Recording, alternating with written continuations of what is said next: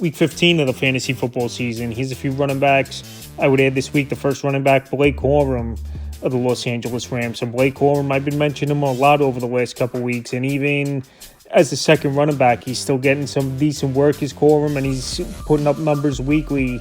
He's getting better. So the last few weeks for Corum, Week 12 versus Tampa Bay, 7 carries, 24 yards. Week 13 at Carolina, 7 carries, 81 yards, a touchdown. And Week 14, a monster game at Arizona, 12 carries, 128 rush yards, 2 TDs, a catch, 3 yards. So it's pretty much a committee for the most part in terms of touches. I know Kyron Williams, he'll get 4 or 5 more touches, but not much more than Blake Corum. It's been, especially the last 3-4 weeks, and we saw a report come out last week where Los Angeles, they want to keep Kyron Williams fresh for the playoffs. And the other thing is, well, they're in a lot of blowout games in the late third, fourth quarter is Los Angeles, where they take the starters out and the backups come in. So that's been the case with Corum, and that's where he broke out with one of his 2 touchdowns in that ball game last week. So this week, not a great matchup versus Detroit, but at this point of the year, there's not many starting running backs obviously out there on the waiver wire, and at this point you just pick up handcuffs because those obviously could be league winners this late in the season, especially in the playoff coming up. So Corum out there, still in tons of fantasy leagues, surprisingly, where he's one of the best handcuff running backs in all fantasy football, available in 67% of fantasy leagues. Next running back, Tyler Algier of the Atlanta Falcons. Algier as well, he definitely gets work for this Atlanta Falcon team, but he's one of the better handcuff running backs with a 1,000-yard season under his belt before they drafted Bijan Robinson. The last few weeks for Algier, Week 12 in New Orleans, 12 carries, 44 yards, catch 5 yards. Week 13 at the Jets, 8 carries, 20 yards, a touchdown, 2 catches, 35 yards. In Week 14 versus the Seahawks, 11 carries, 34 yards, 2 catches, 33 yards. So this week, a good matchup at the Tampa Bay Buccaneers, 10th most fantasy points to running backs on the season. We just saw the rookie Devin Neal go out there and have a good ball game versus defense. I believe he could go out there this week. Tyler Algier, he'll get his 7, 12 touches. Not saying put him in the starting lineup, but another guy who gets some work and vultures touchdowns as well. And he's available in 60% of fantasy leagues and one of the better handcuff backs in the league.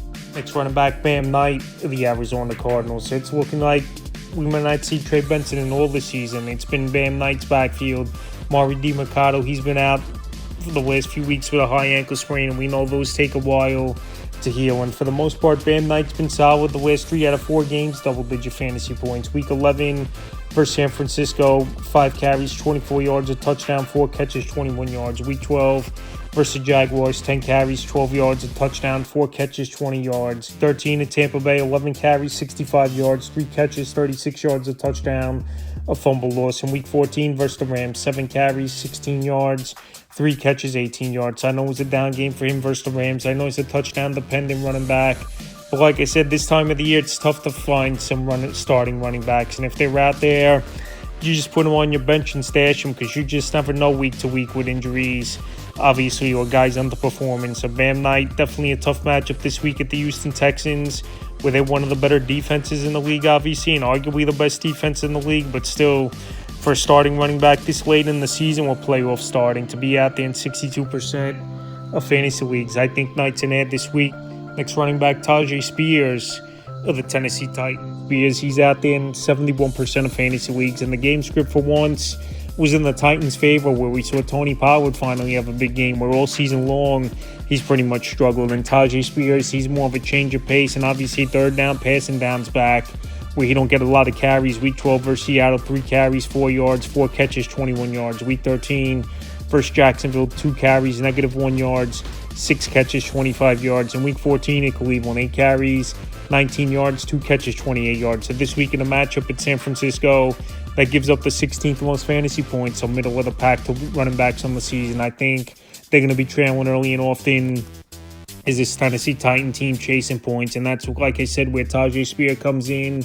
And Tony Pollard, he's not much of a running back that catches the football surprisingly out of the backfield anymore. So with those factors and Spears out there, like I said, in 71% of fantasy leagues, I think he's a good ad this week. Next running back, Devin Singletary of the New York Giants. So Singletary definitely outplayed Tyrone Tracy in a couple games, especially in their last game on that Monday night loss at the New England Patriots, where he had a big game before the bye week, 12 carries, 68 yards, a touchdown, 3 catches, 34 yards in that one. So this week, a good matchup coming up versus the Commanders.